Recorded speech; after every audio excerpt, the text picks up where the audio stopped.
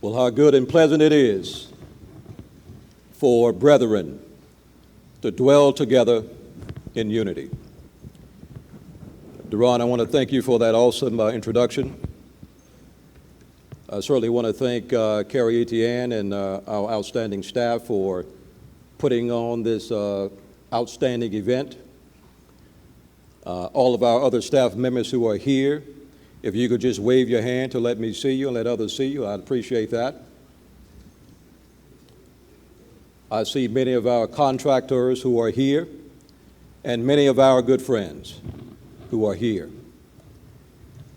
And we are here to talk about something very, very significant. I don't have to tell you that opioids is a major, major issue in our region, in our state, and in our nation. But how many know that this is not the first epidemic? Arguably, we've had 3 or 4, and I will talk about those in a little while. But let me just say this, from the outset, that I believe that America is the greatest nation in the world. I believe it's the greatest nation in the world. I don't and cannot think of a greater place to be. I am proud to be married to a Louisiana woman and to be raising 4 children in Louisiana and America. However, that doesn't mean that we have not had our ups and downs as a nation. And just for a little while, I'd just like to talk about and use as a subject a nation at risk, the social determinants of opioid addiction. A nation at risk, the social determinants of opioid addiction. When I think about all of the money that our nation spends on health care and health-related outcomes, and then when I consider the ramifications of those investments and I look for the benefits, you'd be hard-pressed to see the amount of benefits that's equal to the billions of investments every year. And when you think about K-12 education, we invest billions of dollars. But when you think about the outcomes of our K-12 educational system, it begs the question, what's happening? And when I think about a country that's got more money than most nations, and yet we have children and adults and seniors going to bed hungry every night,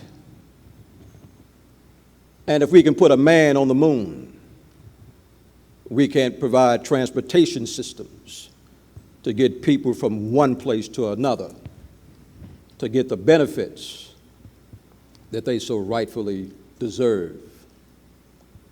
Ladies and gentlemen, I submit to you that we are a nation at risk. And how many know that no nation can last long when the people of that nation suffers internally and those same individuals are required to depend on government subsidies and subsistence? If you don't believe me, think about ancient Rome.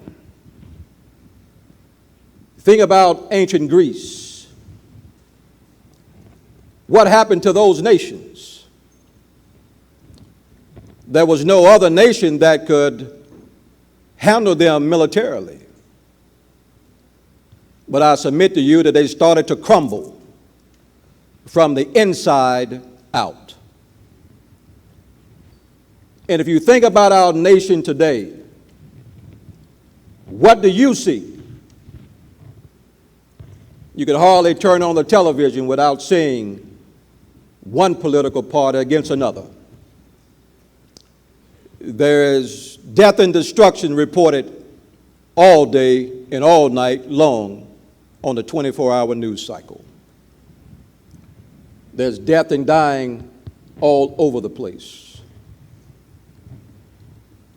And when you have a nation that is fractured and splintered and sick, that is a nation that's at risk. And when you also consider our major aspirations, we've always had noble ideas. But the question to the nation is, and the question to you happens to be, how do we make good on those ideals? How do we make good on those promises? Because how many know that a nation is judged by how it treats the least of them, how it treats its young, how it treats its vulnerable, how it treats its mentally ill and disabled, and how it treats its elderly. And when you think about what you see and what you hear, and when you look at the high rates of homelessness, ask yourself the question, if whether or not we are a nation at risk. A nation at risk for what? Destruction, despair. Because how many know that in the world scheme of things, other nations could care less about how weak America becomes. As a matter of fact, they want America to become weakened so that they can have the competitive advantage over America.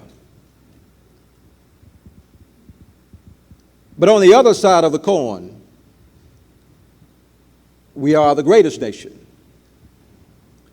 We know how to help one another. We know how to rally behind and lift people up when we need to. But we have this conflictual relationship with ourselves as a nation that puts us at risk.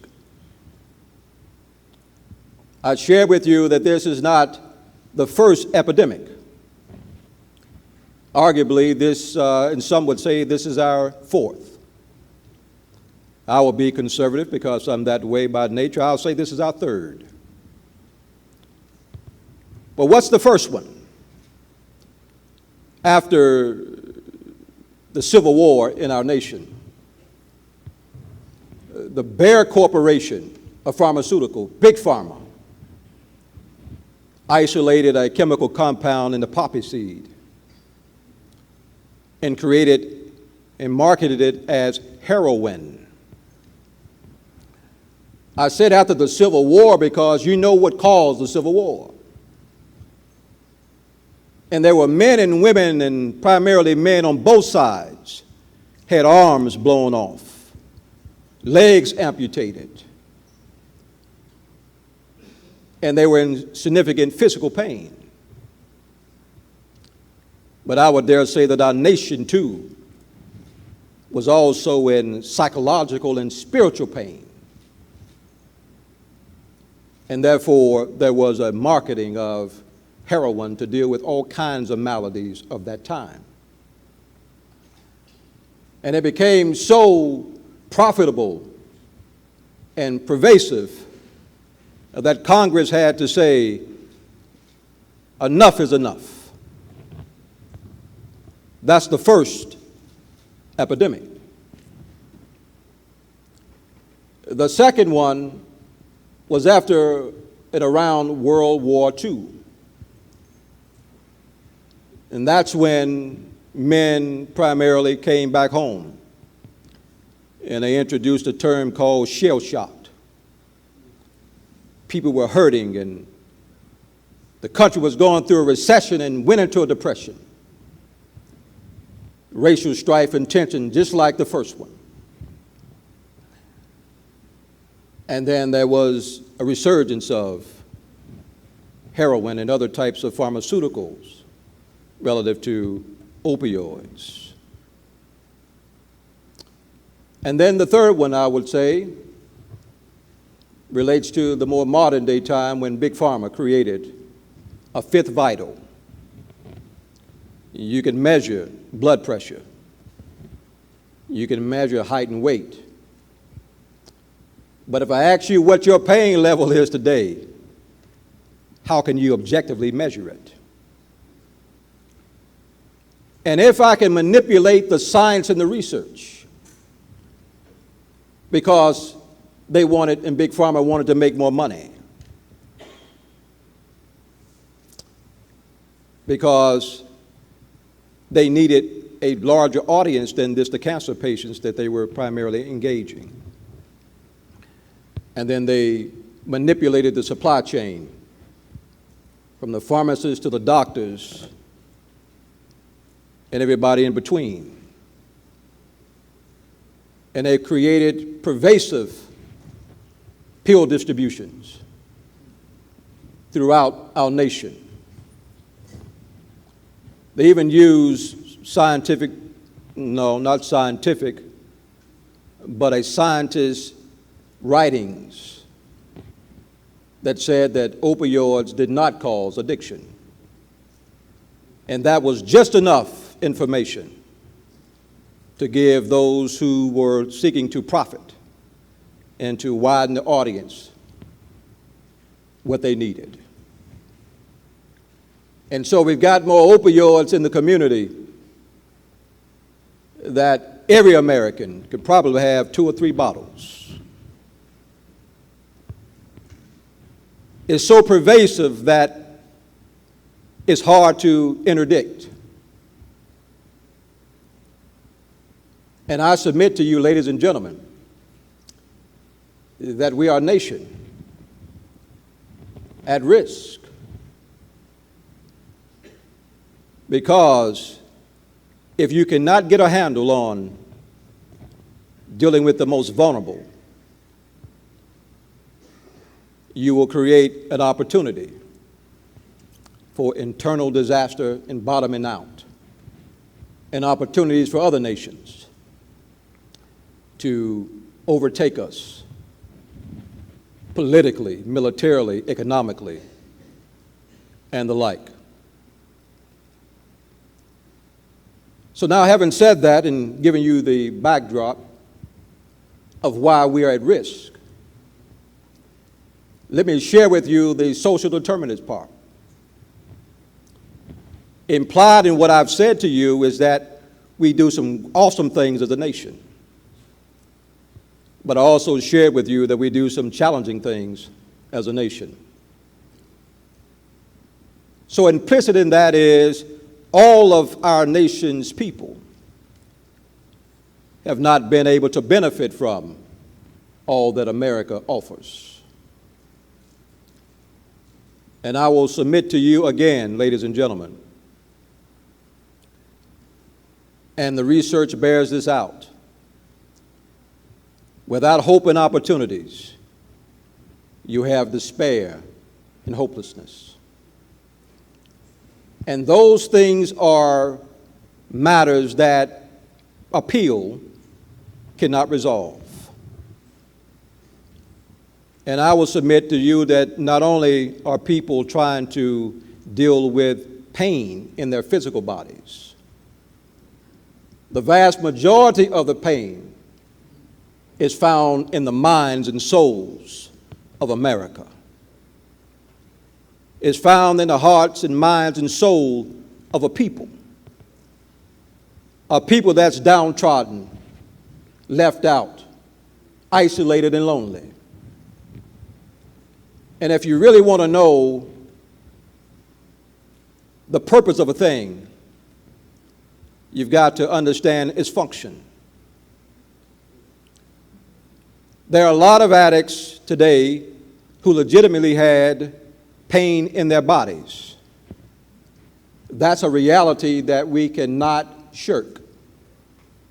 And we must do everything we can to deal with that reality.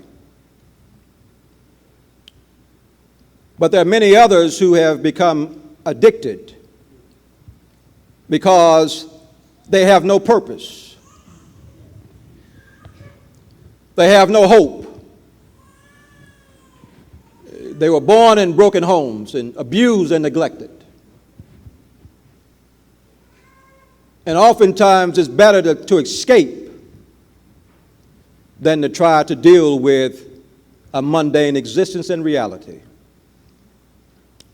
Because I shared with you that America's got some awesome ideals. But when you as an American believe that you can have that, and you look at your own realities and don't see it, that is cognitive dissonance. And if you've gone generation after generation, not seeing anything change for you, I will submit that you will learn helplessness, hopelessness, and spiritual drought. And you will take anything to escape because what you see and what you are living is not consistent with what you believe you ought to have and what the nation promised you. No pill can resolve a hole in the soul. No pill can resolve a life without purpose. No pill can resolve a spiritual decline and existential crisis. And what's amazing about what I'm saying to you is that it affects all Americans, but it disproportionately affects some. And I know in our country we like to be divided on a lot of things. But the things that ail us are also the things that can unify us. The opioid crisis is affecting whites, blacks, poor, old, young, rich, northerners and southerners, westerners and easterners, and anybody in between. And I understand that we prioritize opioids, and some people may have some issues with why didn't they do this for crack cocaine and methamphetamine and some others? I get it and understand that. But the fact is, we have a set of priorities now on opioids. And how many know that it will take a nation unified not only around the opioid current crisis, but we ought to be equally unified around the systems and the structures that structure relationships that limit opportunities for too many Americans. And when the research bears out that 80% of what drives people into hospitals, mental health facilities, on the streets, can be attributed to social and environmental factors, social determinants of health, I suggest we spend more time and energy coming together as a society to eradicate those negative social determinants so that we can become that shiny nation on a hill. I will also submit to you that if we don't, we will have a fifth opioid crisis, and a sixth one, and a seventh one, and an eighth one, and a ninth one, and a 10th one, and on and on and on. You know why? Because if we don't fix the conditions, those negative structured relationships, all we will do is repeat over and over and over again all of the nation's maladies and psychopathologies. I believe, again, we are a nation at risk. So what can we do? Because somewhere I read that we were one nation, under God, indivisible, with liberty and justice for all. If we believe that, ladies and gentlemen, we should not allow homeless people to be out in the streets in droves. If we believe that, ladies and gentlemen, we should not have single parents and mothers primarily with 3 and 4 children sleeping in their cars at night. We should not have young people and seniors hungry when we're in the richest nation in the world. We should not have the incarcerated with no hope, people without homes, food to eat, poor relationships, lack of health care, poor educational opportunities. How can a nation that prides itself on being the shining city in the world allow such travesty in its midst? I believe we are a nation at risk. And if you're older than 50 and you've got grandchildren and great-grandchildren, what kind of world will be left for them? What will you allow them to inherit? How will you work across racial and political and other lines to not see those isms, but see a person that's downtrodden as an American?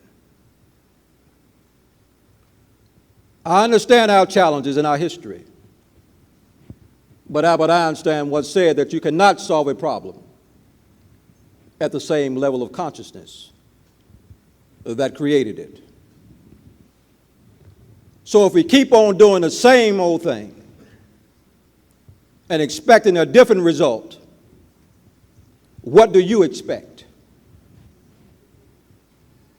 I submit to you that you'll find a 5th opioid epidemic, a 6th one, a 7th one, an 8th one, a 9th one, and a 10th one. I believe we have and can do better than what we have done. You have been given some awesome gifts and talents, not only for you, but for you to give to the world. And when you're more focused on you than the least of them, what does that say about your contribution to the negatives and problems that we see? I believe now is the time for us to become the greatest version of ourselves. We've got some awesome talent in this room. We've got some awesome talent in our nation. And now I believe it's time to put aside petty differences and work towards what unites us. Because we will never solve these problems if you are Republican, if you're a Democrat, if you're white, you're black, if you're rich or poor. But if I saw your hurt as an American and yet recognize what I just said, but still work towards the ideals that we hold, I believe then the truth will become evident that all people are created equal. You might be saying, well, why are you coming at us like this? Because I believe that opioids and the vast iterations of the opioids will not be resolved only with interdiction. The problems will not be resolved only with treatment. The problems will not be resolved only with Narcan and methadone, Suboxone, Vivitrol. It cannot be solved with those things alone. Because as long as you have a supply and a demand, somebody is going to meet it. And again, I share with you that there's not a pill, there's not any other formula that can resolve a hole in the soul, can repair a broken relationship, can resolve the trauma that too many experience. And then we have to differentiate between those who are addicted with means and those who have polysubstance uses, as well as hole in the soul. Because if that's their current existence, they will look to find a way to escape. And as long as people are looking to escape, you'll always have a set of problems, and you will always have those poorly structured relationships that perpetuate the problems. And then you will work in systems that also contribute to the problems. So in order to be who we are called to be, we've got to do something different. What does that look like? Ladies and gentlemen, you can't have what you can't imagine. And if you will just walk with me in your own minds, imagine a nation where when a child is born, they have the best hospital care. Imagine that same child in a household with loving parents and loving relationships. Imagine that child in a safe and secure environment that's growing up and happy and doing all the things that a normal child would experience. Imagine that child developmentally grows up to be an adult and they have their own kids and they reciprocate that. Imagine a community where there's no crime. Imagine a community where they have outstanding schools and every child and every adult want to be there. Imagine a community where their jobs are plentiful and there's transportation to get there. Imagine a community to where if there's a need, everybody's trying to fill it because they are a human being and they're an American. Imagine a community where it's about the people's issues and needs and not about greed and corruption and my needs, but our collective needs. That's a beloved society. As a matter of fact, that's what the ideals in America is all about. People are coming from all over the world to America on boats and planes, and they're walking. Some of them are even swimming because of what America promises. But in order for that promise to come to a reality, we must be about what we say we believe. Because at the end of the day, ladies and gentlemen, as I close, it's about what we do for the least of them that really matters. It's about what we do for the least of them that really matters. It's about what we do for the least of them that really matters. I can look at some of you and you say, well, I'm not in the least category. And as my big mama would say, you just keep on living. And then she will follow and say, every tub's got to sit on its own bottom. What you sow, you certainly will reap. And if you don't help a person in need, what if you leave out of here and get into an accident, God forbid, and you're paralyzed from the neck down? Who will take care of you? If you lose your job, how would you provide for your family, your children? And if you lose your relationships and you're isolated and frustrated and your body is wrecked with pain, what would you do? I submit to you again as I close. Every tub should sit on its own bottom. What you reap, you will sow. And if we want a beloved society, ladies and gentlemen, we have to make it. And I believe that we can. And I believe that we will. Because if we don't, we'll have a fourth and fifth and sixth, seventh, eighth, ninth, and 10th opioid crisis in this great land called America. I thank you for listening. But more importantly, I pray that you act based on the information that you have heard. So thank you, and thank you.